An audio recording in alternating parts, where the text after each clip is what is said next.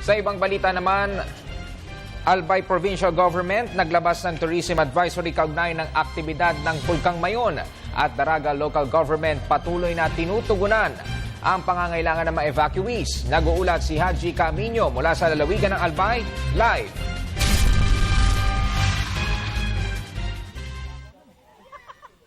Maraming salamat at magandang gabi sa iyo, Ralph. Sa kabilangan ng banta ng pagputok ng Bulkang Mayon ay hindi pa rin mapigil ang pagdagsa ng mga turista na gusto ngang masilayan o makita at makapagpalitrato man lamang sa aktibong bulkan.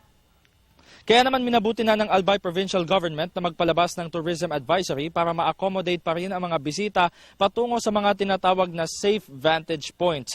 Kabilang sa mga vantage points na ito ang Kagsawa Ruins kung saan tayo nakapwesto at talaga namang dinayo ito ngayong araw. At hanggang ngayong gabing ito ay may mga turista pa din na humabol para makapagpalitrato nga sa Bulkang Mayon. Samantala, kasama rin ang Linion Hill, Legazpi City Boulevard, Taysan Hill, Kitwinan Hill at Daraga Church. Mahigpit namang ipinagbabawal ngayon ni Governor Joey Salceda ang ATV ride activities patungong Bulkang Mayon, trekking, paglalaro ng golf sa Doña Pepita Golf Course at iba pang recreational activities sa paligid ng permanent at extended danger zones.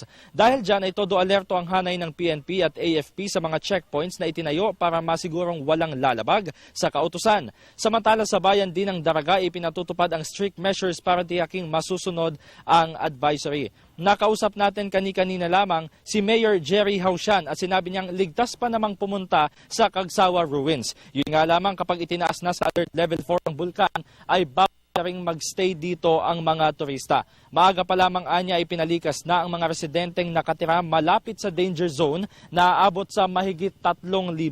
Ang nagiging problema nila ngayon ay ang congestion sa mga evacuation centers kaya naman ginawan na nila ito ng paraan at agad na inilipat ang ibang mga evacuees. Tinutugunan din ngayon ang kakulangan sa water and sanitation facilities sa bayan habang patuloy din ang pamamahagi ng relief goods sa tulong ng lokal at pamahalaang panlalawigan at ng Department of Social Welfare and Development o DSWD.